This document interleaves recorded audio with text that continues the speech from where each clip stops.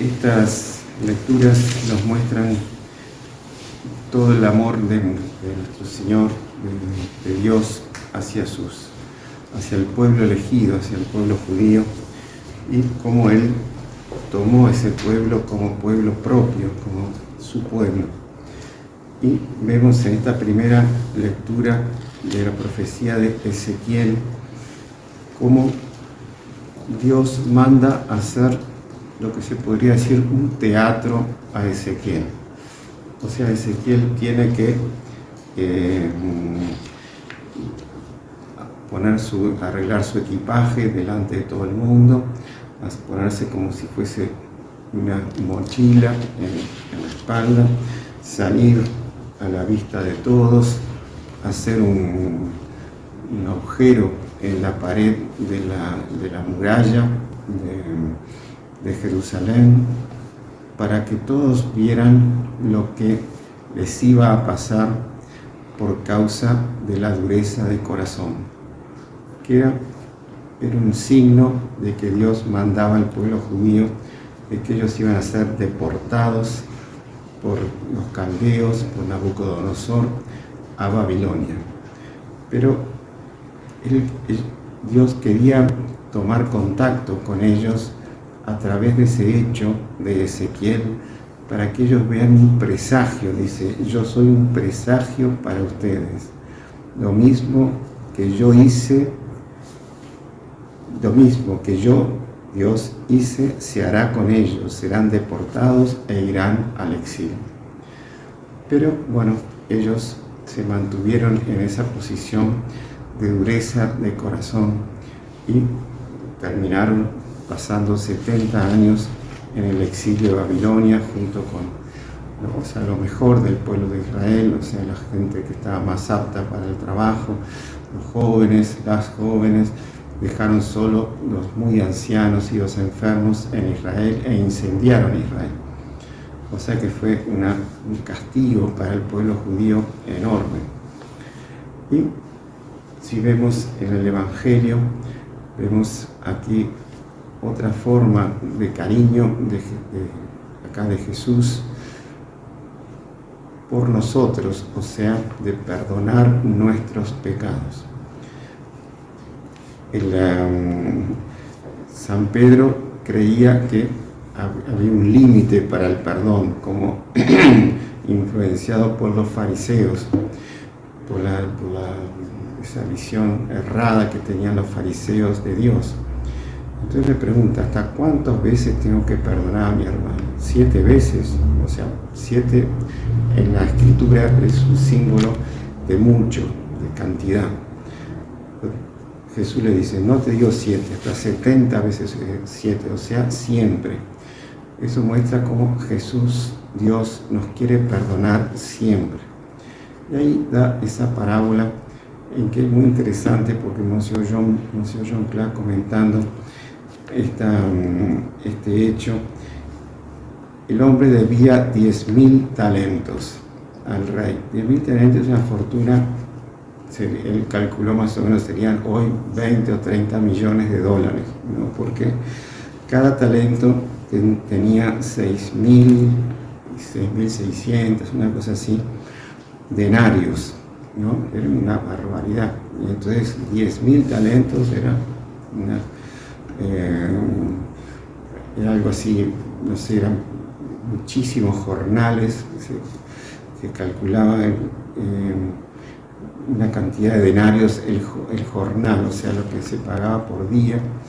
Y entonces era impagable la deuda que tenía con el rey. Y entonces el rey, él pidió un plazo para pagar la deuda. Y el rey no solo le da el plazo, sino que le perdona toda la deuda. Y ahí, él, saliendo de ese perdón que recibió del rey, enseguida agarra a uno por el cuello hasta ahogarlo, porque le debía 100 denarios. O sea, nada. Y él lo manda a la cárcel hasta que pagara todo lo que debía. Entonces a él el rey lo llama diciendo, pero yo no te perdoné la barbaridad del dinero. Y tú por 100 denarios haces todo eso. Entonces ahí manda que pague, lo pone, dice, indignado el rey lo entregó en manos de los verdugos hasta que pagara todo lo que veía, o sea, para siempre, porque era impagable esa deuda, sobre todo para un empleado del rey. Entonces está mostrando que la persona, si no perdona a los otros, al prójimo, termina en el infierno, como esta persona. O sea, por eso es impagable la deuda que tenía. Solo Dios es capaz de perdonar esa deuda. Que ese perdón de Dios lo conseguimos siempre en la confesión. Entonces vemos todo el cariño que Dios nos tiene y que Dios quiere salvarnos y quiere que nosotros entremos por el buen camino. Que hoy tenemos el ejemplo de Santa Clara. Santa Clara de Asís, como sabemos, ella vivió la época de San Francisco de Asís en plena Edad Media, por el 1100, y ella quedó en una familia noble, una familia rica, caballeresca de Asís, y ella muy bonita, unos cabellos rubios, muy fina, y la familia pensaba en ella hacer un gran casamiento, un casamiento importante. Pero ella, yendo a la iglesia, escuchó el primer sermón de San Francisco.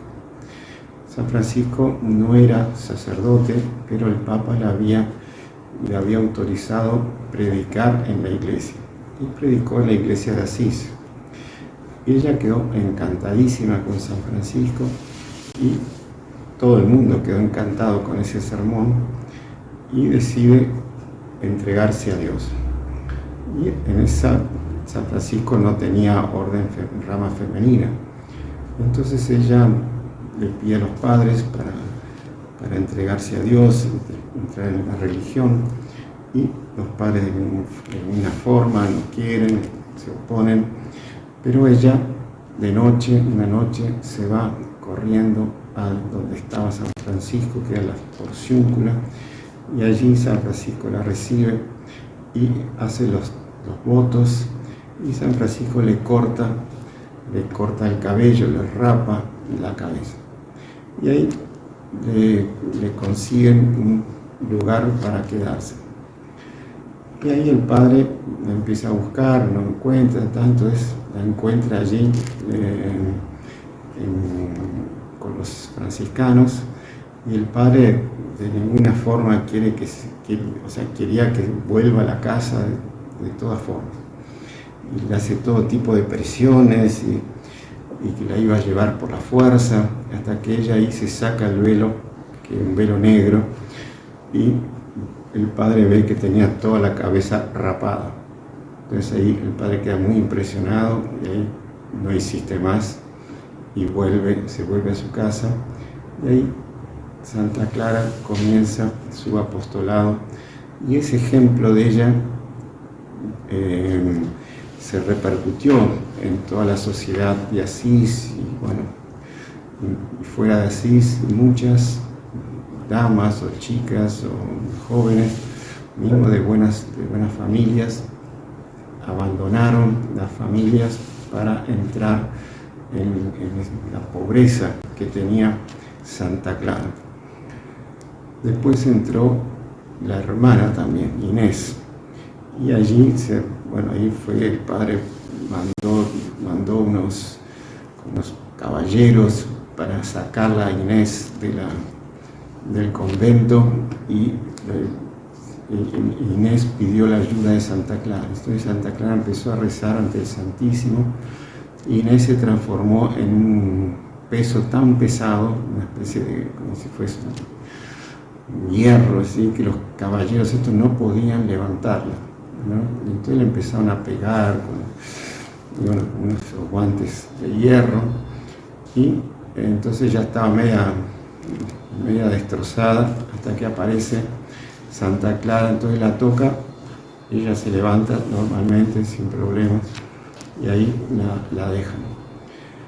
Entonces Santa Clara empieza con la regla que le da San Francisco, de una pobreza tremenda, y bueno, dormían sobre el piso, había 3 días a la semana que no comían, bueno, hacían unos ayunos muy grandes en Cuaresma y en Adviento, y bueno, y después se fueron dando milagros de Santa Clara.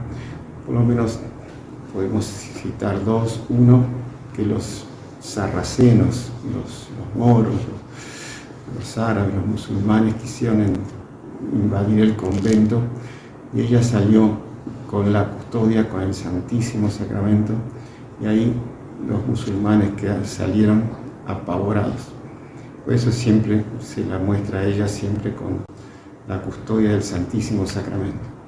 Y después también el Papa Pío XII, ya en el siglo XX, la nombró patrona de las comunicaciones.